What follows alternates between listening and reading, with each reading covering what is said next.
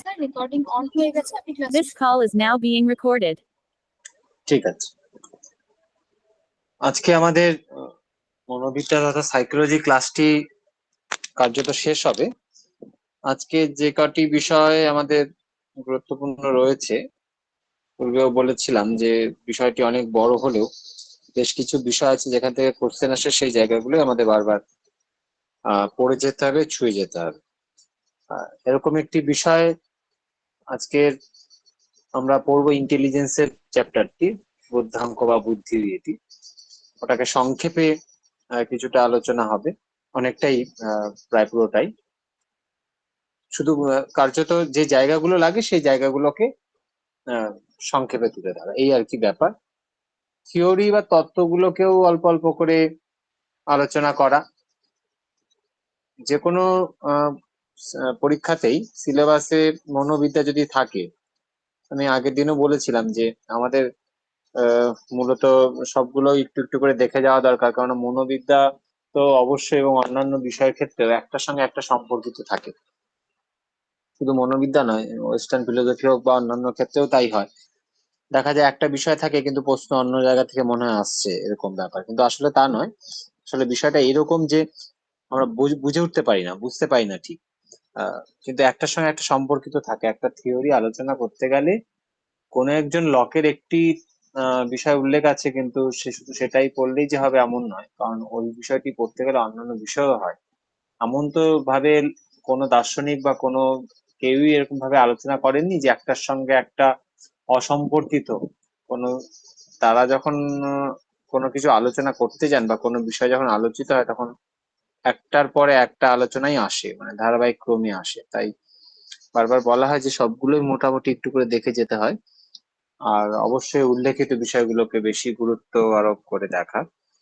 সাইকোলজির ক্ষেত্রেও বিষয়টি আরো বেশি গভীর, আরো বেশি গম্ভীরতাপূর্ণ, যেখানে এক কোন একটি কয়েকটি পার্ট হয়তো উল্লেখ আছে।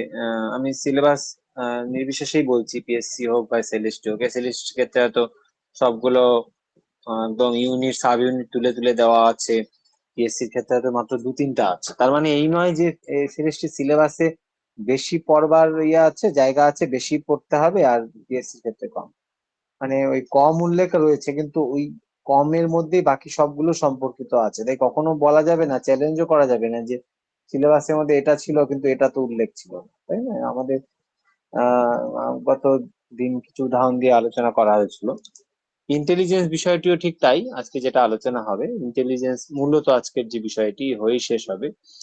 ইন্টেলিজেন্স আমাদের লার্নিং এর সঙ্গে সম্পর্কিত।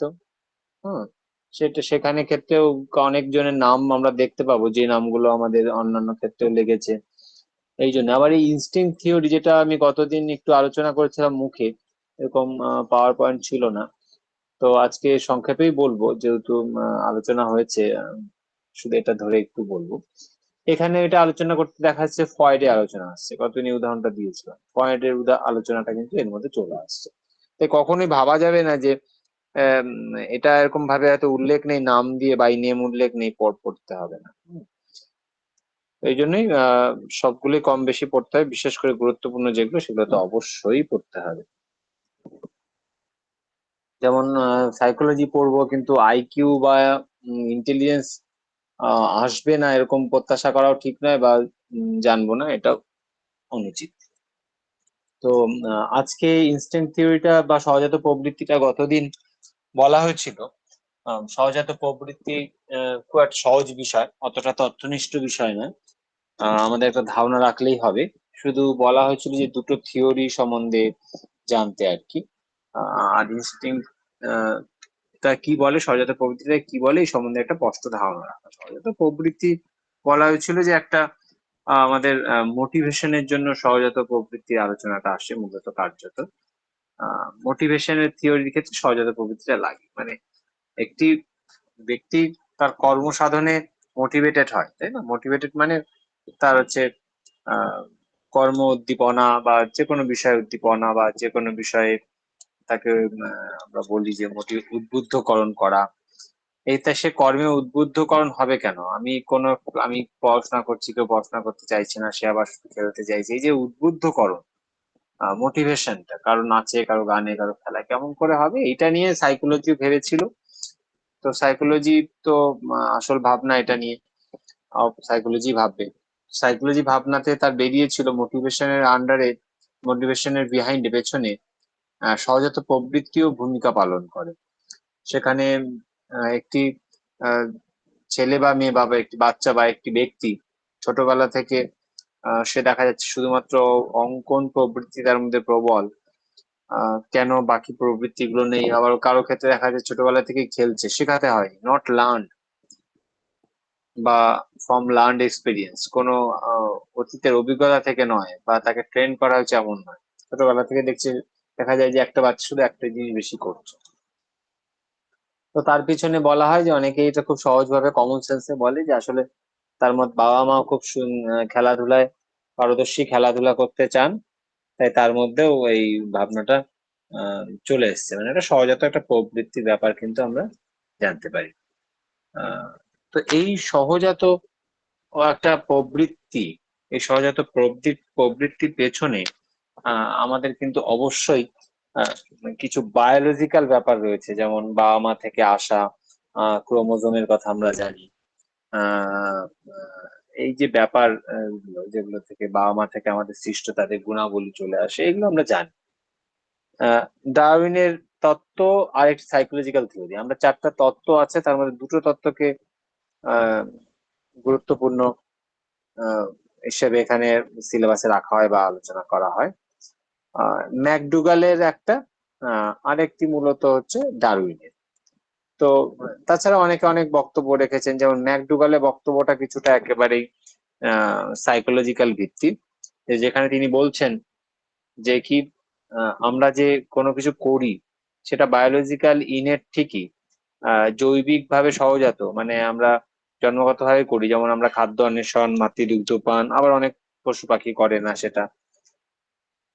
খাদ্য অন্বেষণ করলেও মাতৃদুগ্ধপানের ব্যাপারটা নেই, যেহেতু তাদের বায়োলজিক্যালি সে বিষয়টা নেই।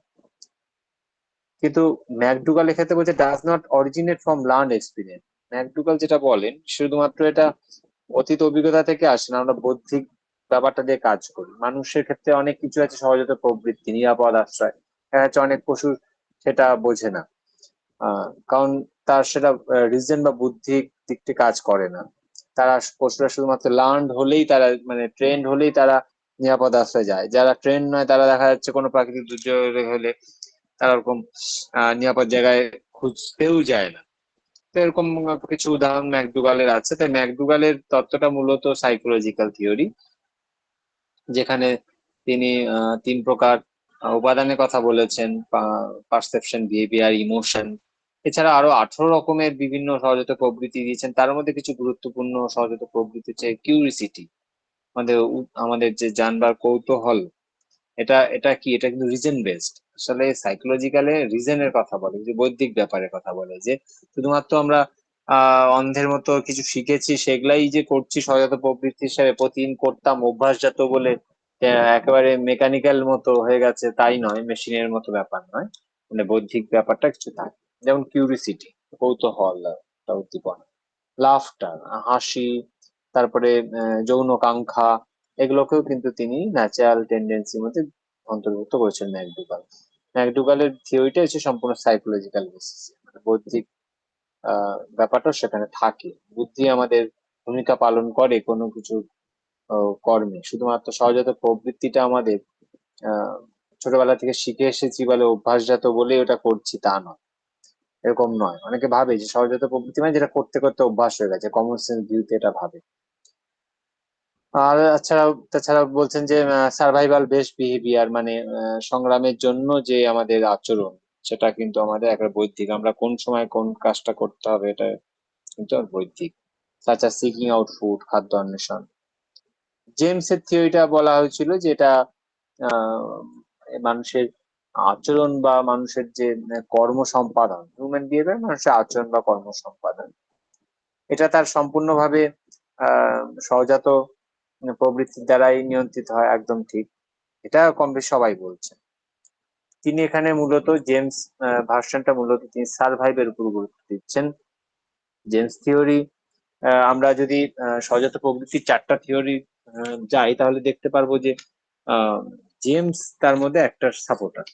হ্যাঁ, জেমসের তত্ত্বটা আমরা মূলত রিফ্লেক্সিভ বা যান্ত্রিক যেটা রয়েছে সেইখানে আমরা জেমসের কথাটা পাই। রিফ্লেক্সিভ বা যান্ত্রিক মেকানিস্টিক থিওরি, যেটা আমাদের সহজাত প্রবৃত্তি হচ্ছে অন্ধ বা যান্ত্রিক প্রতিবর্তন ক্রিয়ার শৃঙ্খল, রোজ করতে করতে অভ্যাসজাত।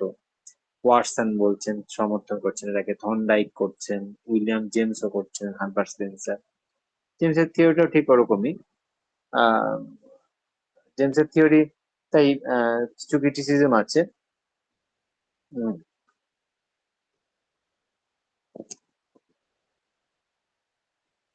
তিনি কিছু কিছুকে সহজাত প্রবৃত্তির মধ্যে ঢুকিয়েছেন, ভালোবাসা, তারপরে রাগ, লজ্জা, ভয়, এগুলোকে, স্বচ্ছতা, এগুলোকে ঢুকিয়েছেন। সিগমন্ড ফ্রয়েডের আলোচনাটা কিরকম? সিগমন্ড ফ্রয়েডের আলোচনা মূলত একটা ব্রডার পার্সপেক্টিভ, একটা ব্রডার পিকচার, একটা মোটিভেশন দিয়েছেন। উদ্দীপনা মানে উদ্বুদ্ধকরণ একটা বড় পার্সপেক্টিভে তিনি আলোচনা করেছেন, একটা আরো বৃহৎ পরিসরে। যেমন বৃহৎ পরিসরে যদি আমরা সিগমন্ড ফ্রয়েডের একটু আলোচনাটা দেখি, তাহলে আলোচনা দেখাবে তিনি সহজাত প্রবৃত্তিকে অবশ্যই সাইকোলজিক্যাল বেসড আছে, যে আমরা যে সহজাত প্রবৃত্তি মূলক যে কাজগুলো করি তার পেছনে রিজনের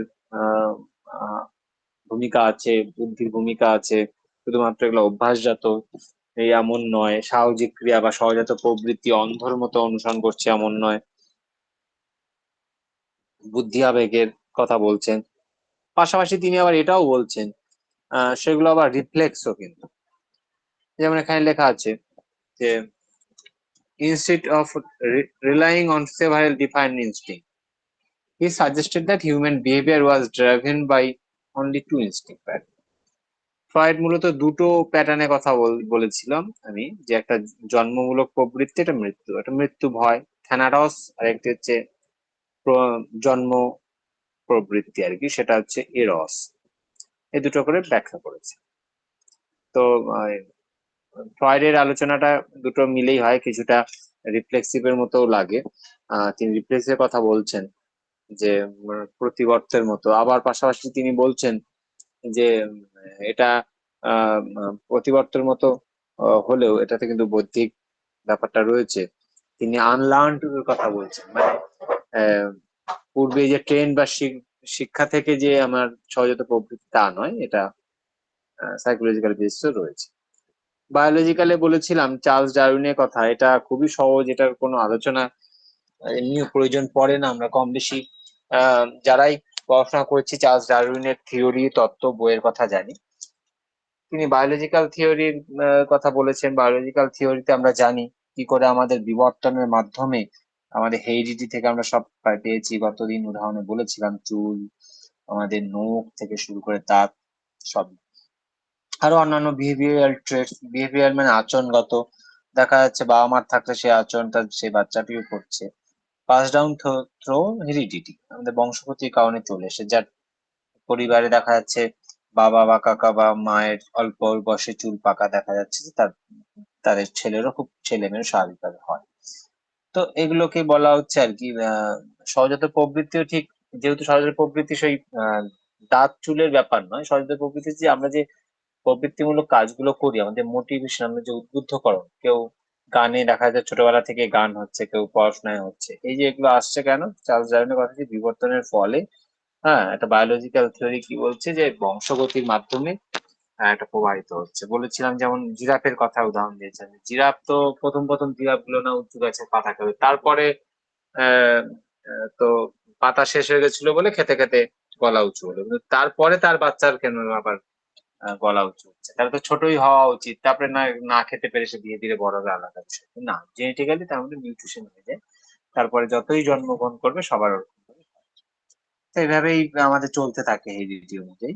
এইভাবে বায়োলজিক্যাল বিষয়গুলো বলা হয়েছিল সার্ভাইভ করবার জন্য, সার্ভাইভাল অফ দ্য ফিটেস্ট, যোগ্যতম উদ্বর্তন বা স্ট্রাগল ফর এক্সিস্টেন্স, অস্তিত্বের জন্য টেকা। এই জন্যই আমাদের ধীরে ধীরে আমাদের মধ্যে যে বিবর্তন হচ্ছে সেটা হচ্ছে। সাইকোলজিক্যাল থিওরি, সিগমন্ড ফ্রয়েড একটু আগে আলোচনা করলাম।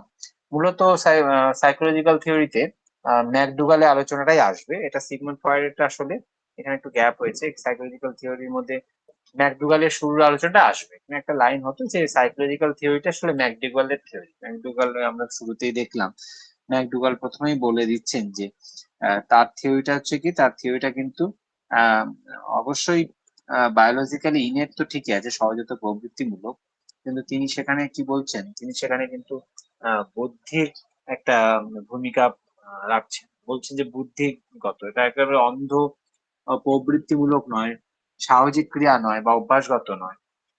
এটা মূলত ম্যাকডুগাল একটা সাইকোলজিক্যাল থিওরি। সিগমন্ড ফ্রয়েডেরটাও সাইকোলজিক্যালের মধ্যে আসে, কিন্তু পুরোপুরি সাইকোলজিক্যাল নয়। সিগমন্ড ফ্রয়েডের যার জন্য বাংলা বইগুলোতে ক্লাসিফিকেশনে দেখা যাবে সিগমন্ড ফ্রয়েডেরটা পাওয়া যায় না, কিন্তু অদ্ভুতভাবে সিগমন্ড ফ্রয়েড খুব ইম্পর্টেন্ট একজন এই ক্ষেত্রেও আর কি, সহজাত প্রবৃত্তি। আসলে তাকে না সরাসরি সাইকোলজিক্যালে রাখা যাবে, না কম যান্ত্রিক বা মেকানিক্যাল বা রিফ্লেক্সিভ থিওরিতে রাখা যাবে, যান্ত্রিকতাবাদ বা প্রতিবর্ত ক্রিয়া। আহ, তিনি বলছেন অবশ্য যে instinct as involuntary stereotype response, মানে একটা অনৈচ্ছিক, অনৈচ্ছিক যেমন রিফ্লেক্সিভ এর ক্ষেত্রে ব্যাপারটা অনৈচ্ছিক, যেমন চোখে কিছু পড়লে সঙ্গে সঙ্গে সঙ্গে চোখ বন্ধ করে দিয়ে রিফ্লেক্সিভ। প্রতিদিন ঘন্টা বাজানোর ফলে বা প্রতিদিন কোনো কিছু খাওয়ার ফলে আমার জিভে জল বেরোতো, তাই আমি তেঁতুল বা ফুচকা দেখার পর জিভে জল বেরোচ্ছে, যে কখনো খায়নি তার হবে না, রোজ খেতে খেতে যার হয়েছে তার। বা এই যে এই ব্যাপারগুলো, এগুলো রিফ্লেক্সিভ। পরে তখন ওই পাত্রটা বা ওই তেঁতুলটা দেখলে হয়তো জিভে জল বেরিয়ে আসছে না, ইনভলেন্টারি, আমার করার কিছু থাকে না, তখন বেরিয়ে আসে জিভ দিয়ে জল, তাই না? এরকম ভাবে তিনি বলছেন যে ঠিকই এগুলো রিফ্লেক্সিভ এর মতো ইনভলেন্টারি, এটা অনৈচ্ছিক, কিছু করার থাকে না। কিন্তু তিনি পুরোপুরি রিফ্লেক্সিভ বলছেন না, বলছেন is close to the English definition of reflex, reflexive এর মতো। কিন্তু ফয়েড যেটা এখানে বলছেন সেটা হচ্ছে কি, ফয়েড কিছুটা, ফয়েডও কিছুটা ম্যাকডুগালের মতো আনলার্নড বলছেন। এই শব্দটা খুব ইম্পর্টেন্ট। আনলার্নড মানে আমার ট্রেন্ড নয়, অভ্যাসজাত নয়, অভ্যাসগত নয়, অন্ধ সহজাত প্রবৃত্তি নয় বা সামাজিক ক্রিয়া নয়, যান্ত্রিক নয়, যেটা করতে করতে রোজ করতে করতে যেমন একটি পশুকে শেখাতে শেখাতে শিখেছে, বরং এটা কি, এটা আমি আগে থেকে ভেবে নিয়েছি কিভাবে করব, আমি কোনটি করব। পি পি প্ল্যান বা পি প্রোগ্রামড, বৌদ্ধিক স্তরের কথাও ভূমিকা পালন মানে স্বীকার করছে। P program pattern of behaviour, এটা বলা হয়েছিল। এটুকুই আর কি মোটামুটি গত দিনেরটা ছিল। উইদাউট স্লাইড ছিল, এক ঝলক একটু আলোচনা হয়েছিল। আজকে এটা পুরোটা করা হলো। মোটামুটি একটা ধারণা স্পষ্ট রাখলে এটা থেকে অ্যান্সার করা যাবে। আমি এবার আজকে লাস্ট যেটা এবং সবচেয়ে গুরুত্বপূর্ণ আমাদের সাইকোলজিতে, বিএড ডিএড বা যে কোনো সেকশনের ক্ষেত্রে আমরা জানি সবচেয়ে গুরুত্বপূর্ণ হচ্ছে ইন্টেলিজেন্স থিওরি। এটাকে অনেক বড় বিষয়, সংক্ষেপে যেগুলো বিষয় গুরুত্বপূর্ণ সেগুলোকে চলে।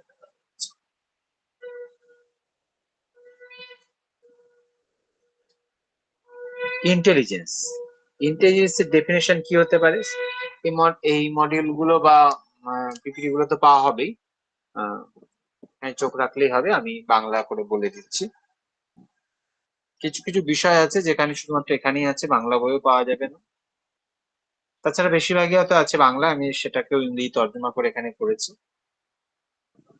আর খুব সংক্ষেপে সহজ করে তোলা আছে, চিন্তা কিছু। ইন্টেলিজেন্সের সংজ্ঞা হচ্ছে, এক কথায় বলা যেতে পারে একটা সক্ষমতা, কোনো কিছু শেখার সক্ষমতা, as the ability to learn অথবা adapt to novel situation and to use the knowledge to create a desired outcome। বা কোনো একটি অবস্থানকে, নোবেল সিচুয়েশন, সে অবস্থানকে খাপ খাইয়ে নেওয়া, অ্যাডাপ্ট করে নেওয়া। বা কি হতে পারে, বা to use the knowledge to create desire outcome, বা আমার যে জ্ঞান, সেই জ্ঞানকে ব্যবহার করে সম্ভাব্য ফলাফল কি হতে পারে সেই সম্বন্ধে অনুমান করাও বা কাজ করাও কিন্তু ইন্টেলিজেন্স। আমরা বলি না বুদ্ধির সংক্ষেপে সাধারণ কমন সেন্স কি বলে? কমন সেন্স বলে যে বুদ্ধি মানে ওই পরিস্থিতি, এত বুদ্ধি নাই, কোন সময় কি করতে হয় জানিস। তার মানে কি? তার মানে হচ্ছে to use that knowledge to create desire outcome. সেই সময় এভাবে করলে তুই ওখান থেকে বেরিয়ে আসতে পারতিস কাঙ্ক্ষিত ফলাফল, তাহলে সেটা ইউজ করা। এবং কোনটাকে ইউজ করা বলছে? Adapt two novel situation. হ্যাঁ, নোবেল সিচুয়েশন মানে কি, মানে ফিকশন। নোবেল মানে আমরা জানি উপন্যাস, নোবেল মানে আবার মানে ফিকশন, মানে কি বলি, একটা অভিনব ফ্যান্সি হতে পারে, একটা আনপ্রেসিডেন্টেড হতে পারে। মানে আনপ্রেসিডেন্টেড মানে হচ্ছে মানে অভূতপূর্ব, এর আগে হয়নি, হঠাৎ করে সিচুয়েশন চলে এলো, আমরা বলি অভূতপূর্ব সিচুয়েশন, হঠাৎ করে, অদৃষ্টপূর্ব, দেখিনি কোনদিন এরকম একটা নিউ একটা সিচুয়েশন চলে এলো। তাহলে এই সিচুয়েশনে কি করতে হবে, সেই নলেজ থাকা অবশ্যই, এবং সেই নলেজটাকে কি করে ব্যবহার করা, ব্যবহার করে ডিজায়ার আউটকাম পাওয়া, সেখান থেকে বেরিয়ে আসা বা ভালো ফলাফল পাওয়া, সেটাই হচ্ছে কিন্তু বলা হচ্ছে যে ইন্টেলিজেন্স ইজ এ কম্বিনেশন, তাহলে একটা কিন্তু সমাহার।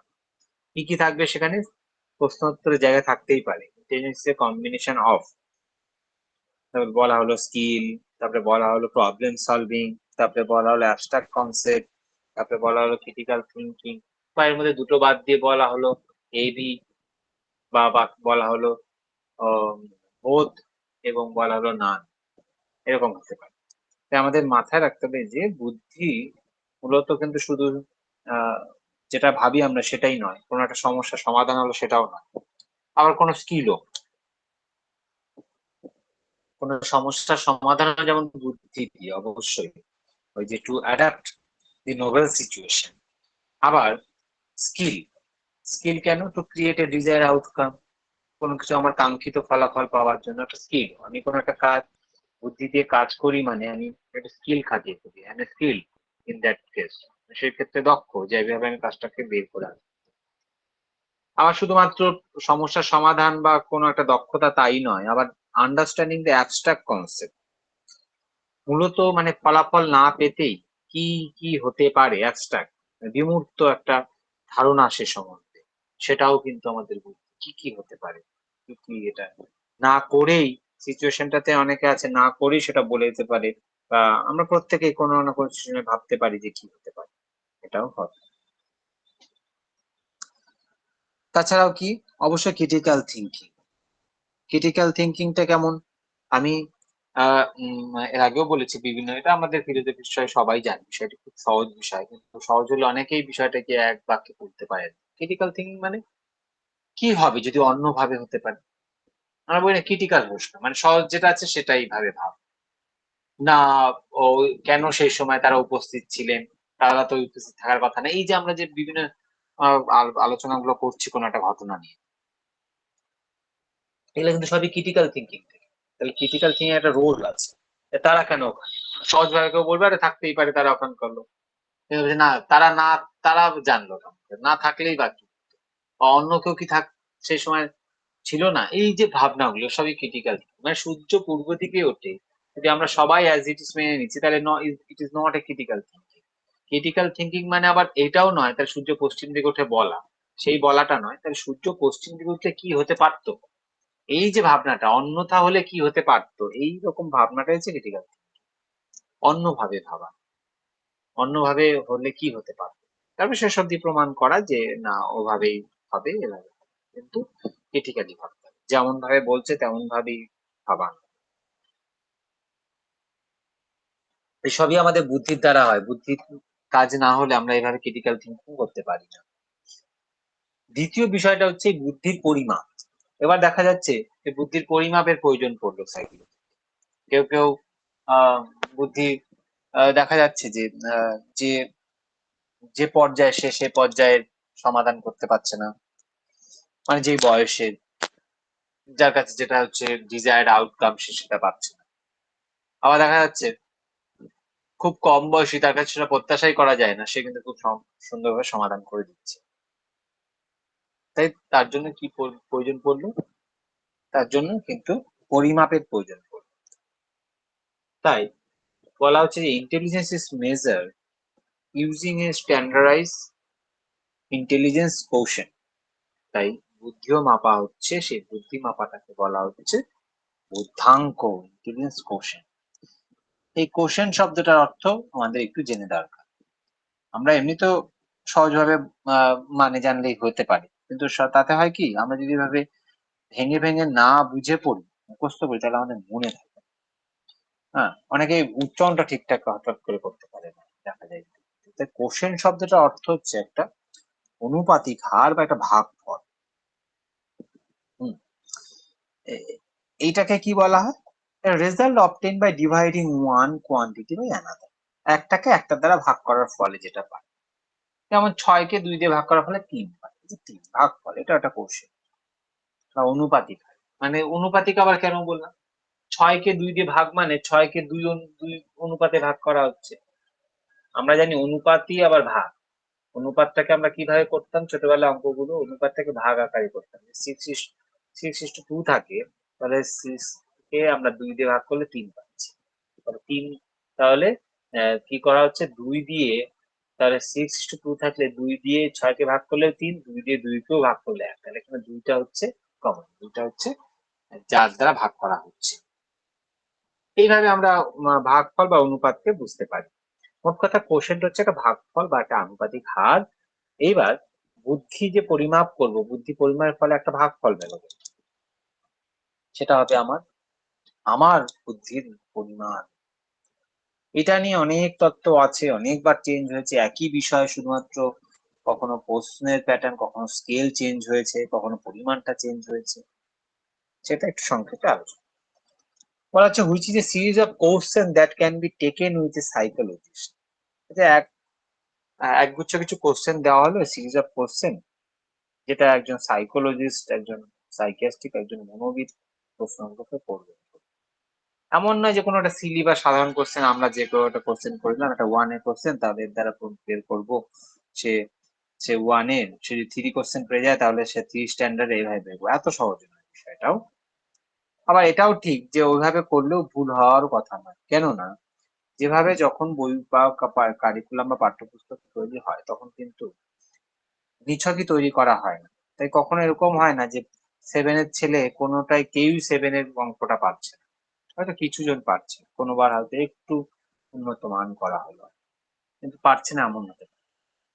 তার মানে কি দাঁড়াচ্ছে, কোন পর্যায়ের জন্য কতটুকু উপযুক্ত হবে সেটা কিন্তু অবশ্যই বোর্ডগুলোতে সাইকিয়াট্রিক বা সাইকোলজিস্ট মনোবিদ থাকেন, তারা কিন্তু ভেবেই কথাগুলো বলে। যার জন্য মাঝে মধ্যে আমরা পেপারে বা বিভিন্ন সময় আইনগুলোতে দেখতে পারি যে আহ, মনোবিদদের পরামর্শে বা পরামর্শ কথাটা না থাকলে মনোবিদদের আহ, প্রস্তাবনায় বাচ্চাদের ব্যাগের বোঝা কমানো হচ্ছে। এটা কমা বাড়া হয়, একটা সময় কম ছিল, 2-3টে বই সব হয়ে যেত আমরা দেখতাম। তারপরে একটা সময় আবার খুব বেড়ে গেল, ভাবলো যে ছেলে মেয়েদেরকে আরো বেশি শিক্ষিত করা হবে বা আমাদের চাহিদার সঙ্গে সঙ্গে চললো। তারপরে দেখা যাচ্ছে অনেক বাচ্চা শৈশব হারিয়ে যাচ্ছে, সুইসাইডাল স্টেপে যাচ্ছে, তখন মনোবিদরা আবার ভাবলেন, তখন তারা আবার কি করলেন, ওটাকে আহ কমানোর চেষ্টা করলেন।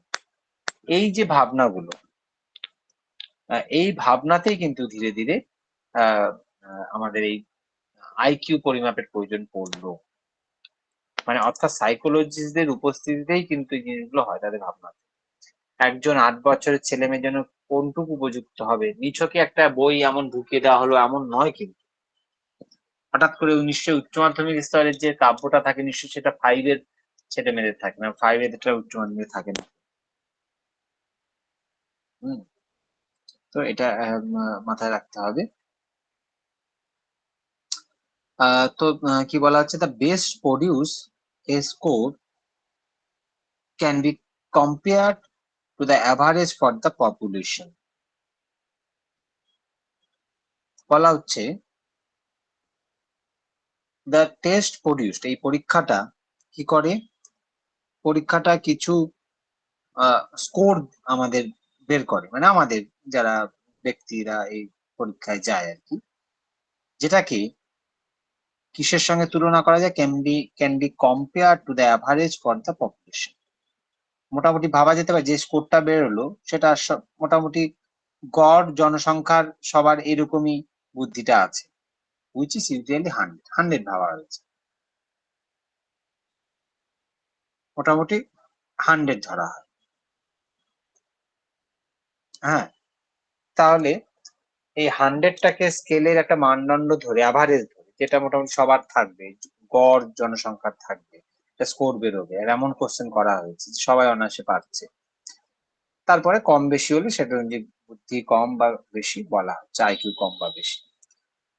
আমরা জানি সর্বকালের যে স্কোর, সরি, সর্বকালের যে আইকিউ শ্রেষ্ঠ বলা হয় যে আইনস্টাইন। তারপরে আবার অনেক সময় দেখা যায় না আইনস্টাইন নয়, আর একজন বেরোলো যে আইনস্টাইনের চেয়েও বেশি আইকিউ, মাঝে মধ্যে পেপারে বেরোয়, সে আরো বেশি বলতে পারে, বয়স অনুযায়ী সে আরো বেশি আলোচনা করতে পারে, না শিখেও না পড়িয়েও সে সমাধান করে দিতে পারে অঙ্কে, এরকম মাসে আমরা পেয়ে থাকি। যাই হোক, মোটামুটি এরকম বিশ্বাস করা হতো যে আইকিউ, হাই আইকিউ এর একজন ব্যক্তি হচ্ছেন আইনস্টাইন। আচ্ছা, তো যাই হোক, তাহলে কি দাঁড়াচ্ছে? দেন মাল্টি, আচ্ছা কোথায় গেল?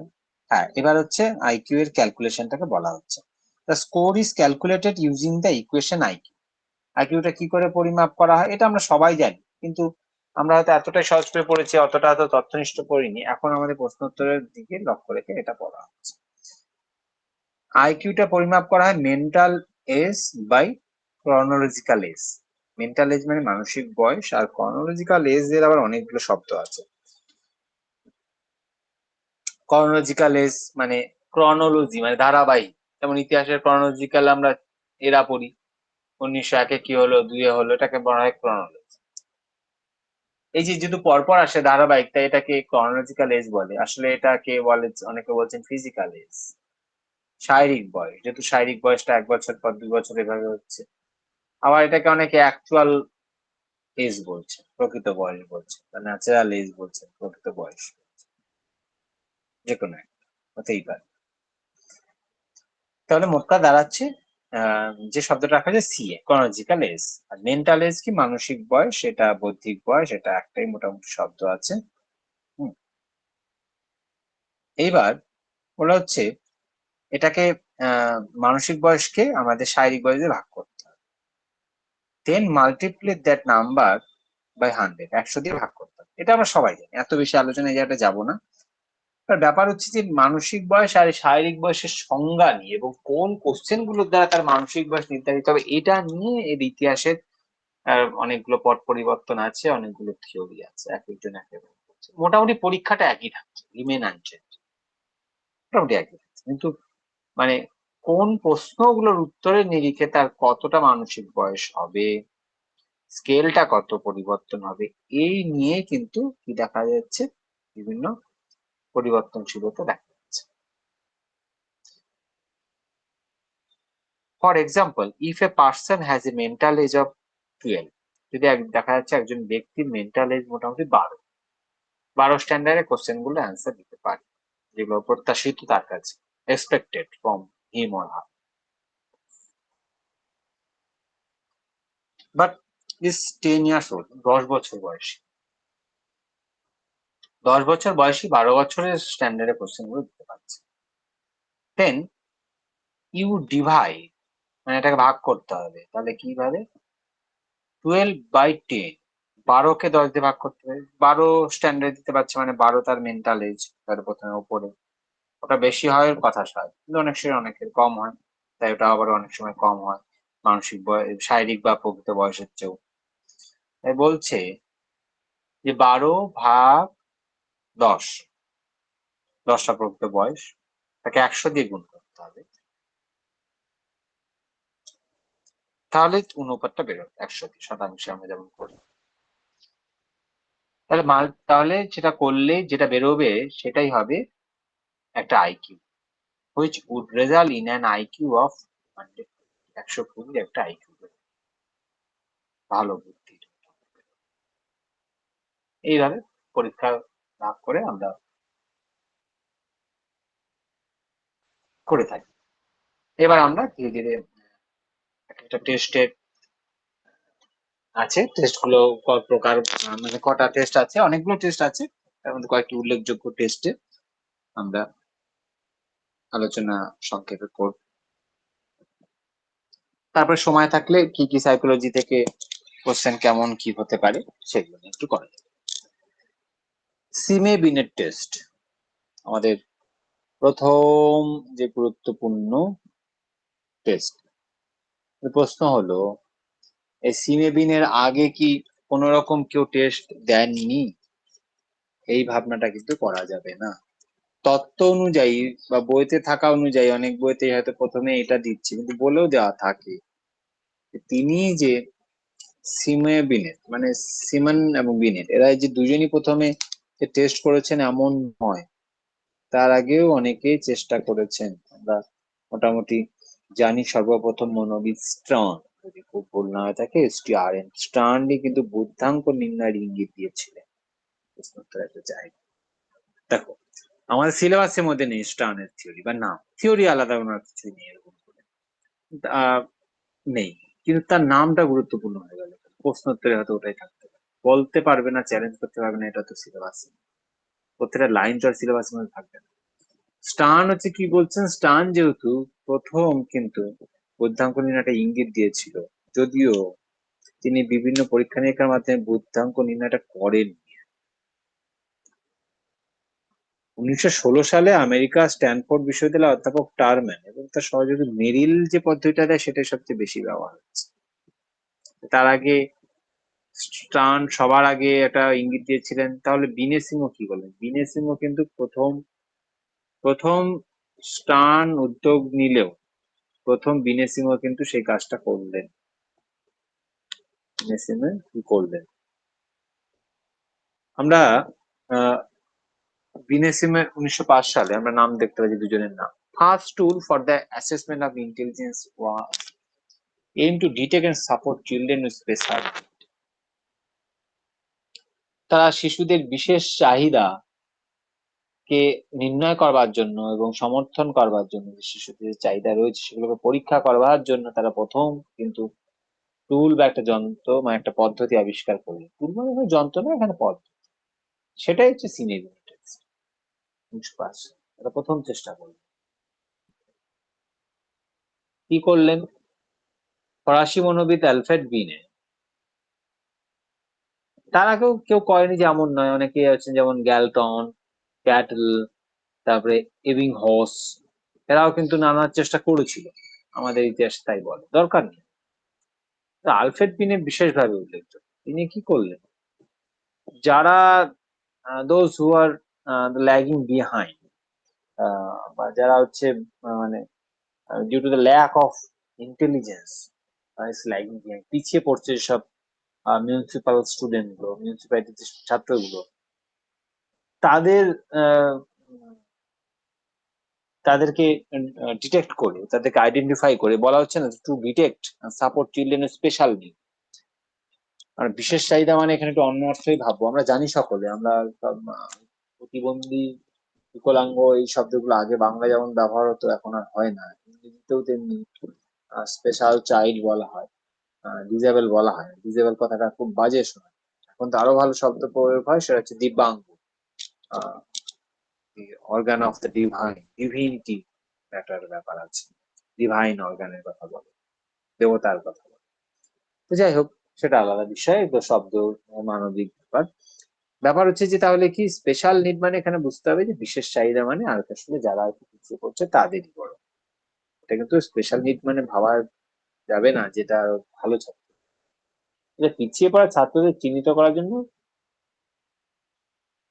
দায়িত্ব তাকে যে দিয়েছিল, তাদের বুদ্ধি অনুসারে কি যথা জায়গায় ভর্তি করা যেতে পারে, যথা শ্রেণীতে। যেমন দেখা যাচ্ছে হয়তো বয়স অনুযায়ী ভর্তি করা হচ্ছে, কিন্তু তার বুদ্ধি অনুযায়ী হয়তো একটু কম বেশি হয়, অনেক সময় হয়। তো আমরা দেখি পিছিয়ে স্লো লার্নার দিনে, তার হচ্ছে চিকিৎস তার সহযোগী একজন অ্যাসোসিয়েট সিমন, সিমো বলা হয় যদিও, সিমো, তারা দুজন মিলে একটা স্কেল আবিষ্কার করলো, বুদ্ধি পরিমাপক অভিজ্ঞতা। পরীক্ষার মাধ্যমে একটা স্কেল বেরোয়, স্কেলে নির্ণয় হয় তার বুদ্ধি কতটা, সে অনুযায়ী সে ক্লাস 2 পড়াশোনা করবে। এই টেস্টে ছাত্রছাত্রীদের বয়স অনুযায়ী বিভিন্ন শ্রেণীতে বিন্যাস করা হয়েছে, বিভিন্ন শ্রেণী এবং তার বিভিন্ন প্রশ্ন। 1900 এরপরে 3-4 বছর পরে 1908-9 দিকে আবার তার স্কেলটা রিভাইজ হয়, আমরা দেখবো পরে গিয়ে রয়েছে স্লাইড। এইভাবে নতুন সংস্করণটা 3 বছর থেকে শিশুদের জন্য প্রশ্ন তালিকা তৈরি করে 13, অনেক জায়গায় 15 লেখা থাকে মোটামুটি প্রশ্ন তালিকা কত? 3 থেকে 13 বছর। তাহলে কি বলছে, কোথায় লেখা আছে যে this test reflected age appropriate intellectual ability, age appropriate intellectual ability, বয়স নিরিখে বা বয়সের সমানুপাতিক বৌদ্ধিক সক্ষমতা। এই টেস্টটা মূলত সেটাই তুলে ধরে, যেমন বয়স তেমন বুদ্ধিতে তুলে ধরে। তাই and was intended for children between the age of 3 to 13, কেবলই বললাম 3 থেকে 13 বছরের বাচ্চাদের মধ্যে এটা ডিটেক্ট করবার জন্যই মূলত করা। It consisted of an arrangement of 56 question, 56টা মতো কোশ্চেনে অ্যারেঞ্জমেন্ট করা আছে, ভাগ ভাগ করা আছে প্রত্যেক বিভাগের জন্য, and tasks that were designed to distinguish, এবং কিছু টাস্কও দেওয়া আছে, বৈদিক কিছু টাস্ক পরীক্ষা করে তো বের করতে হবে আরে সে কোন পর্যায়ের মধ্যে পড়ছে, কোশ্চেন এবং তার পরীক্ষা দিয়ে। That were designed to distinguish between children under cognitive deficit and those who were lower performing. কিসের মধ্যে পার্থক্য করবার জন্য? এই যে গ্রুপ এবং সেই গ্রুপগুলোর জন্য নির্ধারিত প্রশ্ন। To distinguish between children with cognitive deficit, সেই সব বাচ্চাদের যাদের বৌদ্ধিক মানে অক্ষমতা, বলতে খারাপ লাগলো, ডেফিসিট মানে অক্ষমতাই, মানে যারা পিছিয়ে পড়েছে তাদের চিহ্নিত করবা। and those who are lower performing, এবং যারা হচ্ছে করছে পারফর্ম খুব মানে একেবারে নিম্নমানের, due to the lack of motivation or laziness, সে পারবে, সে করছে কিন্তু পারফরমেন্স ভালো না, কারণ কি? মোটিভেশন নেই, কোনো উদ্বুদ্ধকরণটা নেই বা কোনো আগ্রহ নেই, লেজিনেস। এই দুটো বিভাগের মধ্যে পার্থক্য করবার জন্য কিন্তু মূলত টেস্টটা উদ্দেশ্য ছিল। It was designed to measure intelligence in children without rigor for their educational experience. এটাকে এমন ভাবে করা হয়েছিল যে বুদ্ধি পরিমাপ করবে শিশুদের মধ্যে without regard for their educational experience, তাদের যে শিক্ষাগত যে অভিজ্ঞতা সেটাকে না অন্তর্ভুক্ত করেই তাদের বৌদ্ধিক স্তরটাকে মাপা, without regard for their educational experience.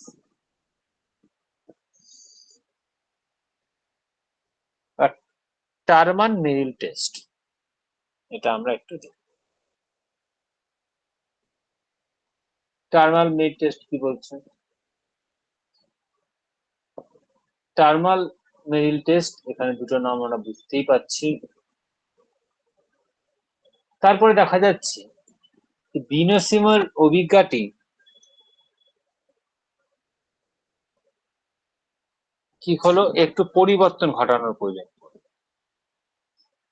বুদ্ধি ও বিকার ক্ষেত্রে যে মানসিক বয়সের উল্লেখ প্রথম বিনেই তো সর্বপ্রথম করেন, কিন্তু বিনের আফটার দ্য ডেট অফ বিনে টারমান এবং মেরিল বুদ্ধি পরিমাপের জন্য একটা পথ নির্দেশনা করলেন, সঠিক পথ। আগে বললাম যে তারা দুজন করেছিলেন, একটা ধারণা নিয়েছেন, কিন্তু সঠিক মানে এই উপায়ে যে একটা নির্ণয় হবে সেটা বলা যায়।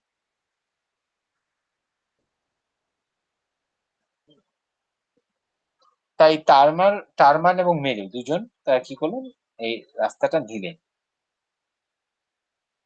বালক বালিকার বয়সকে দুভাগে ভাগ আমরা আগেই দেখলাম, ক্রনোলজিক্যাল এজ। স্যার এখানটা একটু বলবেন কেউ আরেকবার কিছু প্লিজ?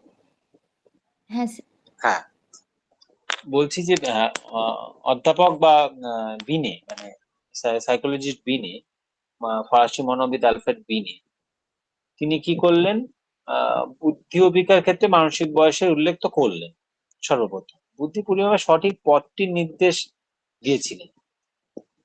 হ্যাঁ, কিন্তু সেটা দিলেও ঠিক কোন উপায়ে, মানে তারা দিয়েছেন ঠিকই, আমি আগেই বললাম যে তারা একটা স্কেলও করেছেন, কিন্তু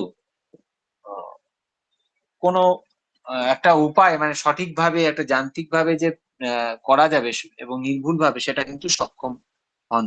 প্রথমে আবারও বলছি, প্রথম বুদ্ধি পরিমাপের কথাটা উল্লেখ করলেন কিন্তু স্টারম্যান। হ্যাঁ, স্টার্ন স্টার্ন বললেন, কিন্তু তিনি কোনো কিছু দিলেন না, পরীক্ষা নিরীক্ষার মাধ্যমে বুদ্ধাঙ্ক নির্ণয়টা দিলেন না, এটাও কোনো কথা বললেন যে করা যায়। বিনেসিমসের স্কেল দিলেন এবং মেন্টাল এজ, তারপরে ক্রনিক্যাল এজের ভাগটাও বললেন। ওই ওই পরীক্ষাটাই থাকছে। তারপরে দেখা যাচ্ছে কি থাকছে, যে যখন বিনের মৃত্যু হচ্ছে তখন সেটাকে একটু রিভাইজ করতে হচ্ছে, কিছু নাকি ত্রুটি আছে। এখানে লেখা আছে, the revision by Terman has been named as Stanford বিন।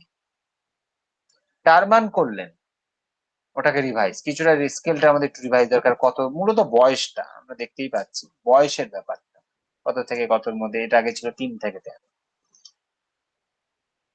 কিন্তু টারম্যান করলেও নাম দিলেন কিন্তু স্ট্যানফোর্ড বিনে।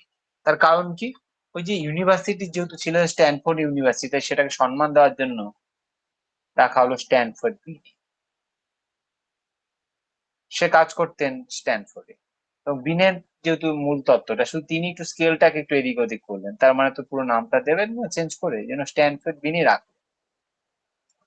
কিছু মডিফিকেশন করেছিলেন বাই অ্যাভয়েডিং সার্টেন ড্রব্যাক, কিছু সমস্যা ছিল বিনের টেস্টে, সেগুলোকে।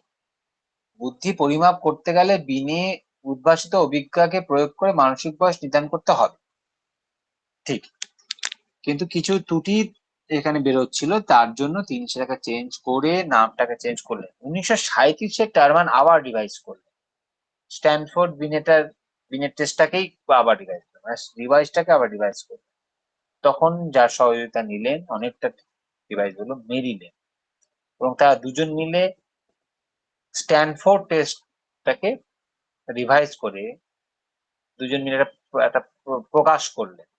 তখন থেকে সেটা যে ইউজফুল হলো, সেটা রেঞ্জটা হলো 2 থেকে 18, যেটা আগে ছিল 3 থেকে 13।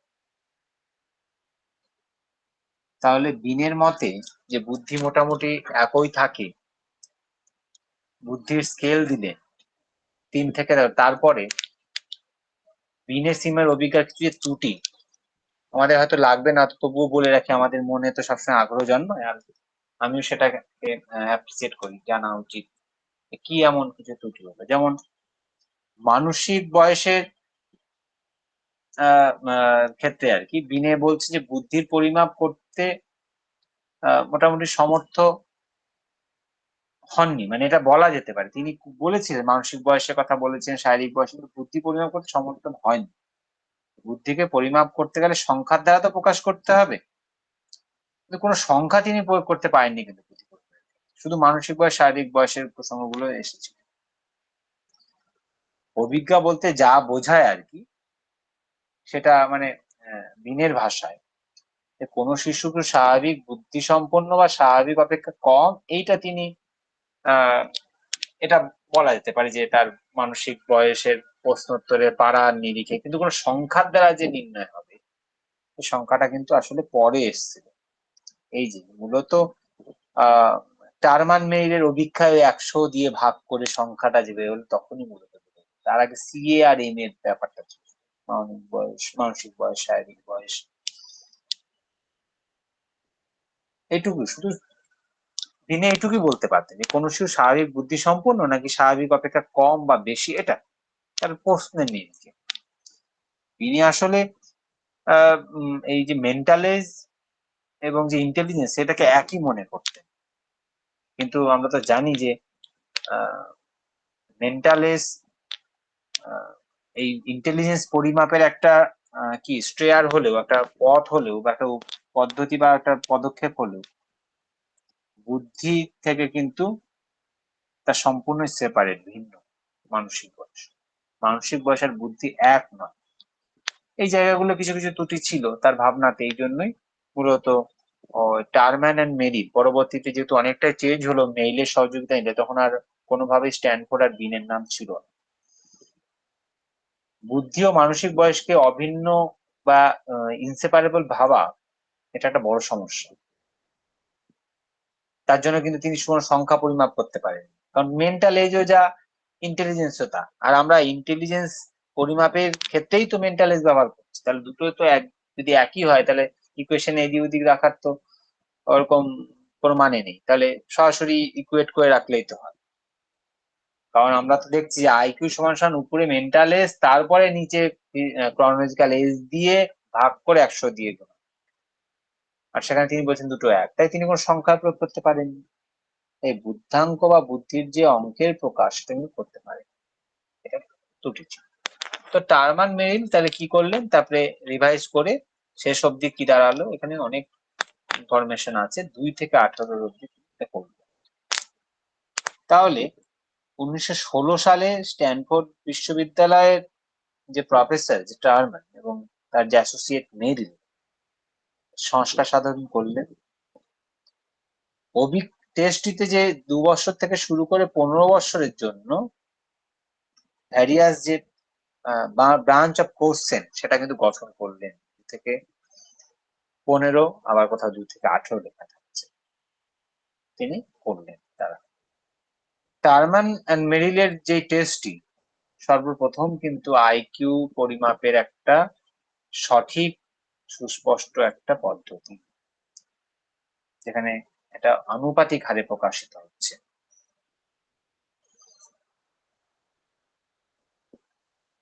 আচ্ছা, আর তো মনে হয় এখানে কিছু বলার দরকার নেই, আমরা তো জানি কিভাবে প্রশ্ন হবে, কিভাবে ভাগ হবে, বুঝতে পেরেছি।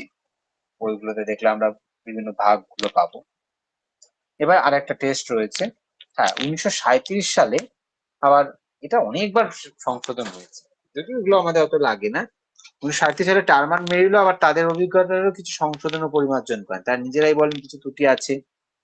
সর্বনিম্ন 2 বছর থেকে শুরু করে তখন 15 অব্দি যান। আসলে আমরা 18 ছিল, 2 ছিল না, তারপরে আর 1937-এ তারা আবার ওটাকে রিভাইজ করে। আচ্ছা, এবার আমাদের যেটা আছে এটি তৃতীয় টেস্টটি আর কি, দুটো টেস্ট আমাদের হলো, একটা টারমান মেরিলের হলো, তার আগে হলো সিমেভিনের। এবার যে টেস্টটা আমরা করবো এটা হচ্ছে বয়স্ক অ্যাডাল্টদের জন্য, বয়স্ক না অ্যাডাল্ট, ওয়েক্সেল পদ্ধতি, অনেকে একে ওয়েক্সেল বেলিভিউ ইন্টেলিজেন্স স্কেল বা টেস্টও বলে। WAIS এর নামটা মনে রাখতে হবে। এটা হচ্ছে ওয়েক্সেল, WCHSL, এটাকে ওয়েক্সেল বলতে হয়, আর উচ্চারণ আসবে না, সাইলেন্ট লেটার, SL এর পরে থাকলেও ওয়েক্সেলই উচ্চারণ। দি ওয়েক্সেল অ্যাডাল্ট ইন্টেলিজেন্স স্কেল, তাহলে WAIS, ওয়েস অনেক সংখ্যা বলে, যেহেতু অ্যাডাল্টদের জন্য, প্রাপ্তবয়স্কদের জন্য, এটা হচ্ছে ওয়েক্সেল টেস্টটাকে অনেকে কি বলছেন, ওয়েক্সেল অ্যাডাল্ট ইন্টেলিজেন্স স্কেল। আগেরগুলো স্কেল, এটা অবশ্যই স্কেল। এটা হচ্ছে কাদের জন্য, এটা মূলত দাঁড়াচ্ছে প্রাপ্তবয়স্কদের জন্য এই নির্ণয়টা করছেন। বয়স্ক ব্যক্তিদের বুদ্ধাঙ্ক নির্ণয়ের ক্ষেত্রে আমরা তো এতক্ষণ দেখলাম 15 বা সর্বোচ্চ 18ই ধরলাম, এগুলো তো প্রাপ্তবয়স্কদের বুদ্ধাঙ্ক নির্ধারণের ক্ষেত্রে হতে পারে না, না নিশ্চয়ই তাদের ক্ষেত্রে আলাদা হতে পারে, তাদের ক্ষেত্রে ওরকম কোনো কোশ্চেনের ধার ধারে না, তাদের ক্ষেত্রে কোশ্চেন আরো একটু চেঞ্জ হবে, অন্যরকম হবে, অন্যরকম বৈদিক কাজ দিতে হবে। দেখা যাচ্ছে একটা 50 বছর বয়সী কোনো একটা বড় প্রফেসর বা কোনো একজন অফিসার, তার 15 বছরের বয়সের বা 20 বছর বা 16 বছর বয়সের বা 14 বছর বয়সের যার বুদ্ধাঙ্ক 100 ছিল, সেক্ষেত্রে তাহলে দুটোর মধ্যে পার্থক্য আসবে। অর্থাৎ বলতে চাচ্ছি, ধরা যাক 50 বছরের কোনো প্রফেসর এবং 14 বছরের বয়সে যার কি ছিল, বুদ্ধাঙ্কটা 100 ছিল, সে বুদ্ধাঙ্ক নির্ণয় করতে হবে এখন। এই জন্য বলি অ্যাডাল্টদের ক্ষেত্রে এটার কিন্তু একটু চেঞ্জ হয়। আমরা দেখি যে বয়স্কদের বুদ্ধাঙ্ক বা অ্যাডাল্টদের বুদ্ধাঙ্ক আইকিউ নির্ণয়ের ক্ষেত্রে মানসিক বয়সকে অবশ্যই কালিক বয়স দিয়ে ভাগ করলে বুদ্ধাঙ্ক নিদারুণ ভাবে হ্রাস পাবে, কমে যাবে। তার কারণ কি, কারণ তার তো কালিক বয়সটা বাড়তে থাকবে, 60-70 হয়ে যাবে। বুদ্ধি অভিক্ষকগণ তো সকলের কথা বলবেনই যে বুদ্ধাঙ্ক মোটামুটি অপরিবর্তনীয় থাকে। মানে ব্যাপারটা এরকম দাঁড়াচ্ছে যে স্ট্যান্ডার্ডের কোশ্চেন গুলো দেওয়া হলো তাতে তো ওই স্কেলটা মোটামুটি 120 মধ্যেই থাকছে, 100টা অ্যাভারেজ ধরে। তার বয়স তো বেড়ে যাচ্ছে 70। এবার তার সব তো একটা স্ট্যান্ডার্ড থাকে, যেমন 12 ক্লাস অব্দি থাকে, 18 ক্লাস অব্দি থাকছে, মানে গ্রাজুয়েশন, তারপরে মাস্টার ডিগ্রি, তারপরে তার কোনো ক্লাস থাকছে না। এবার তার স্কেলে মানসিক বয়সটা বেরোচ্ছে, দেখা যাচ্ছে 60 বা 70 হচ্ছে। তো সেখানে তার বয়স হয়তো সে এখন বাচ্চা হয়তো 80, তাহলে তো কমে গেল বুদ্ধিটা। বুদ্ধি তো এরকম কমে না, তাই না? বুদ্ধাঙ্কতা কমে না, বুদ্ধি কমে বলতে দেখা যাচ্ছে বয়সকালে স্মৃতিভ্রংশ হয়। আবার এমনও নয় বয়স অনুযায়ী বাড়তেই থাকবে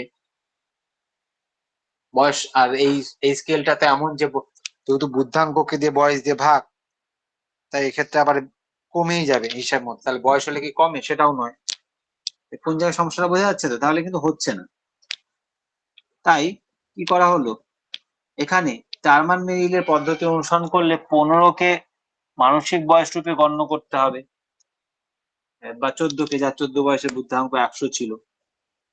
কেননা 14, কারণ বুদ্ধাঙ্কতা বাড়ে না। জার্মান মেরিলের ওই একমত যে স্বাভাবিক বুদ্ধিসম্পন্ন ব্যক্তি মানসিক বয়স মোটামুটি 15 পর, মানে যেহেতু 15 অব্দি স্কেল ছিল, অনেক জায়গায় 18 অব্দি লেখা থাকে, এটা মূলত 2 থেকে 15ই হবে। 18 অব্দি প্রয়োগযোগ্য হয়। 18, অনেকে বলেন যে 18 পরে আর বাড়ে না, 18 অব্দি বাড়তে পারে। ধরলাম 18 বা 15তে, যেটাই হোক, তারপরে আর বাড়ে না জার্মান মেরিলের মতে। তাহলে তাকে কালিক বয়স 40 দিয়ে ভাগ করে যে ভাগফল হবে সেটা বুদ্ধাঙ্ক। তাহলে উক্ত ব্যক্তির বুদ্ধাঙ্ক দাঁড়াচ্ছে তাহলে একেবারে কম, 37। তাহলে 15 বছর বয়সে যেটা ছিল তার 40 বছর সে কমে গেল, তাই না? এই যে সমস্যাগুলো, তাহলে ক্ষীণ বুদ্ধি হয়ে গেল ওই একই ব্যক্তি। দেখা যাচ্ছে 40 বছর তো ক্ষীণ হওয়ার কোনো সম্ভাবনা নেই, বরং সে সময় মানে তুঙ্গে থাকে, বাড়ে কমে কিছু নয়, সে সময় ভালো বৌদ্ধিক ব্যাপার থাকে। তাই দেখা যাচ্ছে খুব বেশি বয়স হলে তার হয়তো স্মৃতিভ্রংশ হয়, ওটা আলাদা বিষয়। তাহলে সেখানে কমার কথা নয়, কমে যাচ্ছে একমাত্র ওই মানসিক বয়স এবং শারীরিক বয়সের তারতম্যের কারণে। তাই এখানে কি করা হলো, ওয়েক্সেল একটু কি করলেন, চেঞ্জ ঘটালো। একটু চেঞ্জ ঘটালেন। ইনেসুমের মতে এই বয়স 13-14, টার্মাল মেরিল বলছেন 15-16 বা 18, তার উপর আর বাড়ে না। ওটিস আবার 18 পর্যন্ত বলছেন, ওই জন্য সর্বোচ্চ ওটিস মানে আরেকজন সাইকোলজিস্ট, সেই জন্য সর্বোচ্চ 18 পর্যন্ত স্কেলে রাখা হয়েছে। এটা মোটামুটি স্বাভাবিকভাবে বুদ্ধি সম্পন্ন ব্যক্তির একটা উন্নীত হওয়ার একটা বয়স, 15 থেকে 18 ধরে অপরিবর্তিত থাকে, তারপরে আর কিছু হয় না, কিরকম নিতে হয়। কিন্তু অনেকে আবার একথা মানেন না যে তার জ্ঞান বৃদ্ধি হয় না। অনেকে দেখা যাচ্ছে 15 বছর পরে কোনো ব্যক্তি তার নিজস্ব চেষ্টায় পড়াশোনা করে বা বৌদ্ধিক কাজ করে, আমরা জানি যে বুদ্ধির বৃদ্ধির জন্য ওই বিভিন্ন প্রচারের সাথে যেন না দেই যে এটা খেলে ওটা খেলে, বা ঘি পাতা শাক পাতা এরকম খেলে বুদ্ধি হয়, বুদ্ধি হয় কোনো সময় বাড়ে না। আইকিউ তো আমাদের মূলত এটাই বোঝানো হয়, আমরা যদি এটা একটু প্রচার করতে পারি, সবার মাথায় ঢুকাতে পারি যে কোনো কিছুই খাওয়ার বিভিন্ন বহুজাতিক সংস্থাগুলোর প্রচারের মাধ্যমে এটা খেলে বুদ্ধি একদম দারুণ তুঙ্গে উঠে যাবে, দারুণ পড়াশোনা, দারুণ রেজাল্ট করছে, এটাও যেমন ঠিক নয়। বা এটা বাদ দিয়েও কোনো শাক পাতা, ব্রাহ্মী শাক বা কিছু খেয়ে আমাদের শরীরের হয়তো উপকার হয়, ব্রেন ফুড বলে কিছু এরকম হয় না। কিছু খাবার আছে শারীরিক শ্রীবৃদ্ধি ঘটে, তাতে আমাদের অন্যান্য শারীরিক সমস্যা হয় না, তাতে আমাদের শরীর ভালো থাকে, মনও ভালো থাকে। তাই জন্য ওই দিক থেকে অনেকে ব্রেন ফুড বলে বিভিন্ন ভিটামিন গুলো, মিনারেল গুলো। তার মানে এই না সরাসরি ওটা খাওয়ার সঙ্গে আমার বুদ্ধি প্রচন্ড হয়। কিছু কোম্পানি যেমন লিখছে ইট হেলদি থিঙ্ক হেলদি, এটা ভাবনাগুলো একেবারে ভুল, সাইকোলজিস্টরা বলেন। এইভাবে কোনো খাওয়ারের সঙ্গে তাহলে বিভিন্ন দুস্থ যারা, তাদের কোনোভাবে বুদ্ধি থাকতো না, আর বড় লোকদের সবার একেবারে দারুণ দারুণ বুদ্ধি। আসলে বুদ্ধাঙ্গটা বেশিরভাগটাই সহজাত, আইকিউটা কমানো যায় না আমরা জানি। তবে কিছু বৌদ্ধিক কার্যকলাপ বা বৌদ্ধিক কাজের মাধ্যমে আইকিউটা অল্টারেবল হয়, কিন্তু কোনোভাবে খাওয়ার সঙ্গে সম্পর্কিত নয়। এই জন্যই কিন্তু আমি বারবার বলছিলাম এই চ্যাপ্টারটা বা এই সাইকোলজির মধ্যে আইকিউটা সবচেয়ে ইম্পর্টেন্ট, আমাদের প্রত্যেকের জানা দরকার ছাত্রছাত্রীদের। আমি তো সুযোগ পেলে আমাদের ক্লাসেও আমি এটা দীর্ঘ আলোচনা ইচ্ছে করে ফেলি। অনেকেরই ভাবনা থাকে যে এটা নিয়ে জন্মেছে আইকিউ আর বাড়বে, তাহলে পড়াশোনা করে লাভ কি? তাহলে আইকিউ খুব ভালো ছিল, না পড়লে কি সে আইনস্টাইন হয়ে যেতে পারতো? এমনও নয়। আবার দেখা যাচ্ছে সত্যি করে তার হেরিডিটি অনুযায়ী আইকিউ একেবারে বুদ্ধির জায়গাটা হয়নি, অনেক হয় না জড় বুদ্ধি সম্পন্ন, সে যতই পড়ুক হয় না, এটা আছে ঠিক। কিন্তু তার মানে খাওয়ার সঙ্গে সম্পর্কিত, এর সঙ্গে তেমন ভাবে সরাসরি সম্পর্কিত নয়। তো এই জায়গাগুলো আর কি। তারপরে এই বিশেষ করে এই অ্যাডাল্টদের ক্ষেত্রে এই বিভিন্ন প্রসঙ্গগুলো খুব আসে, খুব ভালো জায়গা যে অনেকে বলছেন, অনেকেই মানছেন না, যে বলছেন যে জ্ঞান বৃদ্ধি যে হয়ই না 15 বা 18 পরে, এটা কিন্তু নয়। দেখা যাচ্ছে অনেক ভাবেই অনেক অনভিজ্ঞ, মানে 15 বছর বয়সে নানা বিষয়ে অনভিজ্ঞ ছিল, কিন্তু তার জ্ঞান ছিল না, কিন্তু 40 বছর নানা বিষয়ে অভিজ্ঞ হয়ে গেল তার আইকিউ, তাহলে সে সময় তাহলে বেড়ে গেল ধরে নিতে হবে, তাই না? তাহলে এইভাবে কিন্তু বয়স ব্যক্তিদের বুদ্ধি না বাড়লেও তাদের জ্ঞানের বৃদ্ধি যে আহ রুদ্ধ হয়, মানে থেমে যায় না, তা কিন্তু ঠিক। এটা কিন্তু মানতে হবে। মানে তাদের বুদ্ধি হয়তো বুদ্ধাঙ্ক হয়তো বাড়লো না, কিন্তু জ্ঞান কিন্তু বাড়া কমলো না। অর্থাৎ বলা হচ্ছে যে 15 বছরের যে ছেলেটি, তার বুদ্ধাঙ্ক 120, 45 বছর আর 45 বছরের যে আহ, তার বাবা, তার বুদ্ধাঙ্ক দেখা যাচ্ছে 100। তাহলে এখানে আহ ছেলের বুদ্ধি পিতার বা বাবার বুদ্ধির চেয়ে বেশি, কিন্তু দেখা যাচ্ছে পিতার কিন্তু প্রচুর অভিজ্ঞতা, এক্সপিরিয়েন্স, লার্নড এক্সপিরিয়েন্স, যেটা থাকলে বলছে, তাই না? অনেক রকম দেখা যাচ্ছে। আবার অনেক সময় সত্যি হচ্ছে যে পিতার বুদ্ধিও বাচ্চার ছেলেটির মতো নয়, সেটি অনেক বেশি জেনেছে। তাহলে এরকম কিন্তু দুই দিকটি আমরা পেয়ে থাকি। তো এই সবই বয়স্কদের আলোচনার ক্ষেত্রে এরকম আসে, সেক্ষেত্রে অন্যভাবে একটু কৌশলে এগোতে হয়, স্কেলটা একটু অল্টারেশন ঘটে। হ্যাঁ, প্রাপ্তবয়স্কদের বুদ্ধাঙ্ক নির্ণয়ের ক্ষেত্রে কালিক বয়সকে, মানে যেটা কালিক বয়স মানে যেটা হচ্ছে দৈহিক বয়স বা ক্রনোলজিক্যাল এজ বা ধারাবাহিক বয়স, অনেক বাংলাও বলা যায়, অনেক ইংরেজিতে এটার নাম হয়, সর্বদা 15 বলে গণ্য করা হয়, 15 বলে ফিক্সড করা হয়। এই জন্য তাহলে এই সমস্যাটা হয় না। আহ বুদ্ধি মানে ইন্টেলিজেন্স টেস্টের ক্ষেত্রে যে অ্যাডাল্টদের বুদ্ধাঙ্ক নির্ণয়ের ক্ষেত্রে কালিক বয়সকে, মানে ক্রনোলজিক্যাল এজ কে সর্বদা 15 বলে গণ্য করতে হয়। যাই হোক না কেন, তাহলে সমস্যাটা নেই, তাহলে নিচে 15 হলো। মানসিক বয়সটা হচ্ছে তাহলে কি হলো? তাহলে ধরা যাক যে ব্যক্তি মানসিক বয়স 12, কিভাবে হলো? আহ, কোন সেই স্ট্যান্ডার্ডে কোশ্চেন, নিশ্চয়ই 12 ক্লাসের, আবার তখন নয়, তার কোশ্চেনের ব্রাঞ্চটা হচ্ছে কমবে, চেঞ্জ হবে, অন্যরকম হবে। তাকে সেই পর্যায়ে তাকে কোশ্চেন করে আহ, দেখা যাচ্ছে ওটা 12 হচ্ছে। তার মানে কি দাঁড়ালো? মানসিক ক্রনোলজিক্যাল বয়স বা ধারাবাহিক বয়সটা কিন্তু 15 বেশি আর নিচ্ছি না, 15টা ফিক্সড রাখছি, কারণ পড়ার ধরা হলো যে 15 পরে আর বুদ্ধি বাড়ে না। মোটামুটি কেউ বলছে 15, কেউ 18 করতে হলো, তাই এক জায়গায় 18 ছিল, কিন্তু আমরা 15 মোটামুটি ধরে নাও 15 পরে আর বাড়ছে না, তাই 15টা হচ্ছে ক্রনোলজিক্যাল এজ, নিচে থাকছে। উপরে মানসিক বয়সটা কি হবে? 12। এটা কি করে হবে? তাই বিভিন্ন সেই বয়সের প্রশ্ন নির্ধারণ করা থাকবে, সে সময় তারা করেও ছিলেন। আহ সেক্ষেত্রে আর 12 ক্লাসের প্রশ্ন নয়, তার ক্ষেত্রে আহ একইভাবে মাল্টিপল আকারে 12 কোশ্চেন হবে। যেমন ধরে নেওয়া যাক যে 12 ক্লাসে, আর সেখানে তার গুণন বয়স হচ্ছে 4 × 48, তাহলে সেই অনুযায়ী 4 গুণ বৃদ্ধি ঘটে, এরকম কোন প্রশ্ন বা এরকম পর্যায়ে, সাইকোলজিস্ট সেটা ভালো বলবেন, এরকম পর্যায়ের কোন সমস্যা তাকে করতে দেওয়া, দিয়ে তার ওটাকে বের করা, বা সেটাকে 4 দিয়ে গুণ করে বের করে আনা হয়েছে। তাহলে দেখা যাচ্ছে যে আহ তারপরে দেখা গেলো 15 যদি তার কালিক বয়স হয়, 12 যদি তার মানসিক বয়স বা মেন্টাল এজ হয়, তাহলে তার বুদ্ধাঙ্ক কত দাঁড়াচ্ছে? 80 দাঁড়াচ্ছে। তাহলে ব্যক্তিটি কিন্তু অল্প বুদ্ধি সম্পন্ন, ক্ষীণ ধিয়ার। এইভাবে করে করে কিন্তু বয়স্কদের করা হয়েছে, যেটাকে ওয়েক্সলে বেলিভিউ পদ্ধতি বলছে বা স্কেল বলছে। হ্যাঁ, এখানে বয়স্কদের জন্য আদর্শ আকারে কি কি রাখা হবে? এখানে শুধু ওই 12 ক্লাসের প্রশ্ন যেহেতু হলো না, তাই এটা ভাবাই হতে পারে কারো মনে প্রশ্ন রাখতে পারতো যে এখানে কি রাখা যায়, কি কোশ্চেন। বয়স্কদের ক্ষেত্রে কতগুলো ভাষা ভিত্তিক ভার্বাল, নন ভার্বাল আমাদের থাকে না?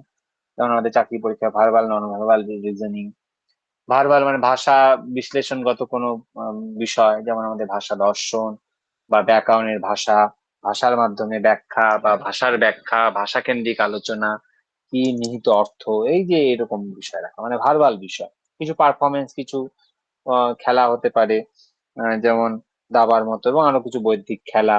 এবং ওই যে যে আমরা যে করি রিজনিং বলে, কারণ রিজন দিয়ে করে, ওগুলো তো বিভিন্ন খেলার মতো হয়, চাকরি পরীক্ষায় যে করে সেই ধরনের কিছু পারফরমেন্স, কটা সমাধান করতে পারলাম তা দিয়ে একটা সাফল্যাঙ্ক বা স্কোর মেনটেন কিন্তু করা হয়। তাদের ক্ষেত্রে এরকম প্রশ্ন হতে পারে আর কি। যেমন প্রশ্ন হতে পারে, যদি ভাবনা আসে তাহলে বয়স্কদের ক্ষেত্রে এরকম এরকম ভাবনা প্রশ্ন। আর এই তো আর কি। এখানে কি বলছে আমরা একটু দেখে নিই। আমরা কি বলা হয়েছে, এটাকে বাংলায় বলা হলো মোটামুটি। The test was design by psychologist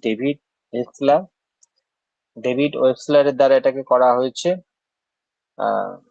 who believed that intelligence was made up of number of defined mental abilities. যিনি বিশ্বাস করতেন যে আমাদের আহ, বুদ্ধিটা হচ্ছে বিভিন্ন মানসিক সক্ষমতার সমাহার।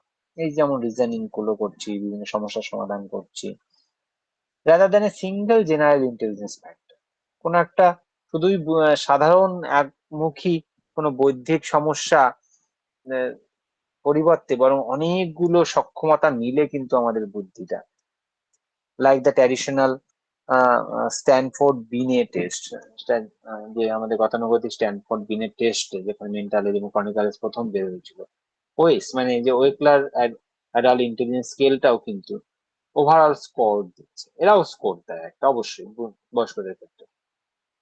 ওয়েসলার যেটা করছেন, utilize a defined approach to calculating this number, এটাকে একটা ভিন্ন ভাবে ক্যালকুলেটিং করছেন। ওই যেটা আমি একটু আগেই বললাম, 15 ধরে নিচ্ছে, তারপরে মানসিক বয়সের ক্ষেত্রে সেই পর্যায়ের কোশ্চেন আনা হচ্ছে।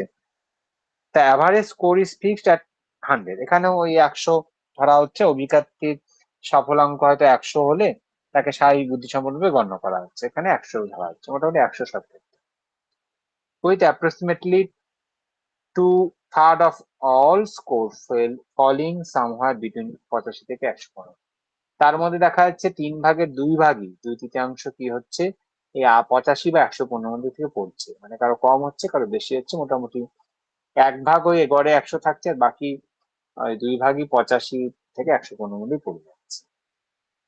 For example, scoring high in certain areas but low in other, কোনো কোনো ক্ষেত্রে ভালো পারছে, কোনো কোনো ক্ষেত্রে পারছে না, might indicate the presence of a specific learning disability. এটা কি বোঝায়, যে কিছু কিছু ক্ষেত্রে আমাদের অক্ষমতা রয়েছে, presence of a specific learning disability. দেখা যাচ্ছে বয়সকালে কিছু কিছু অঙ্ক কেউ পারছে না, কেউ ইংরেজিতে ভয় হচ্ছে, কিছু কিছু পারছে, এই একটা ব্যাপার থাকছে। তা এই মোটামুটি আর কি টেস্ট ছিল। আর আমি একটা বিষয় দেখলাম শেষকালে, 3টে লাইন আমি বলবো, 3টে থিওরি আছে, মাল্টি ফ্যাক্টর, তারপরে হচ্ছে ইউনিফ্যাক্টর, আর একটা হচ্ছে টু ফ্যাক্টর। এগুলো কোশ্চেনে থাকে, ইউনিফ্যাক্টর, টু ফ্যাক্টর, মাল্টি ফ্যাক্টর। এই উত্তরগুলোর মধ্যে আছে, শুধু কার কোনটা সেই জায়গাটা আমি বলে দিচ্ছি। যেমন ইউনিফ্যাক্টর কি ব্যাপারটা বলছে, পরের দিন যদিও আজকেই এটা শেষ আর কি সাইকোলজির ক্ষেত্রে, তবু এই স্লাইডটা তৈরি হলে দিয়ে দেবে, আমি দিয়ে দিব, কন্টেন্ট হিসেবে থেকে যাবে। একটা হচ্ছে টু ফ্যাক্টর থিওরি, ইউনিফ্যাক্টর আর মাল্টি ফ্যাক্টর। কি বিষয়গুলো বলতে চাইছে, যেমন প্রথম হচ্ছে আলফ্রেড বিনে, তিনি তার টেস্টটা কিন্তু ইউনিফ্যাক্টর থিওরি। তিনি প্রথম যে ইন্টেলিজেন্সের টেস্টের একটা সিস্টেমেটিক বের করলেন, স্টান বললেও তারাই প্রথম বের করলেন, মেন্টাল এজ এবং ফনোলজিক্যাল এজ দিয়ে।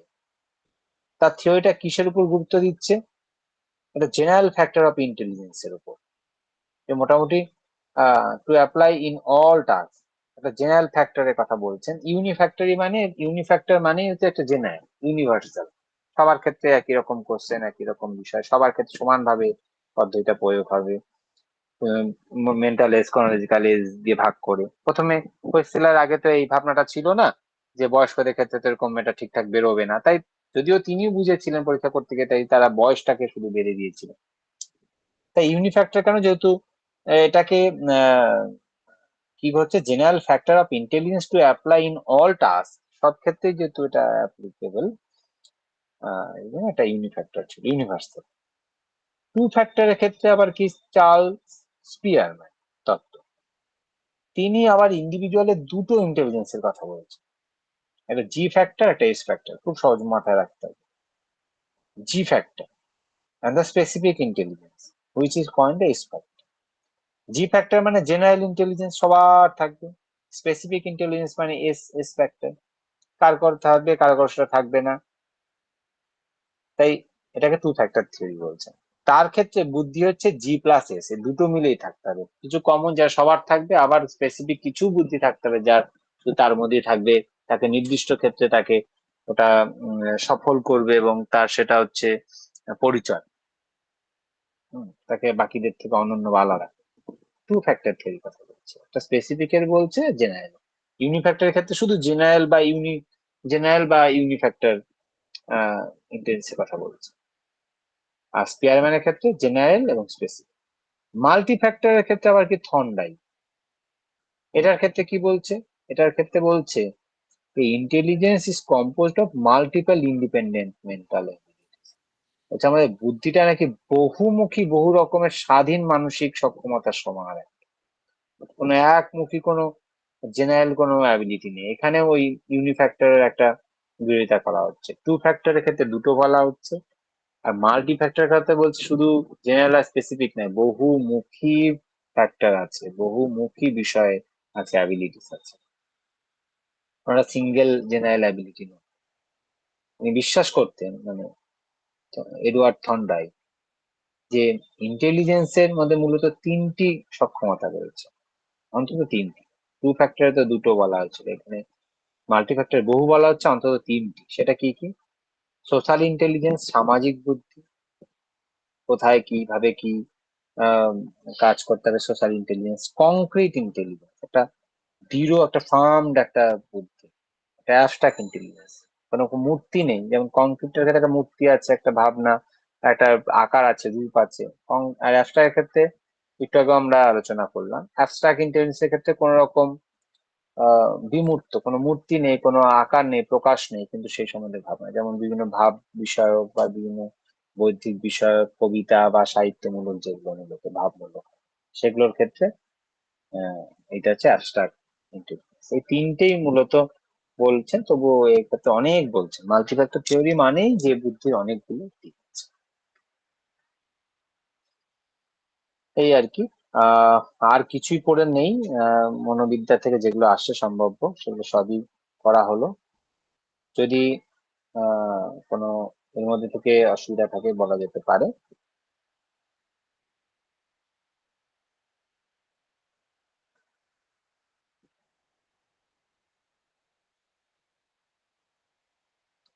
আচ্ছা, আহ, ঠিক আছে, কেউ একজন আছে, ওনার নেই প্রশ্ন।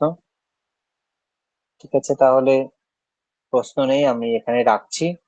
আমাদের সাইকোলজি বিষয়টি এখানেই শেষ হলো, আর কোনো কিছু তেমন পড়ে নেই।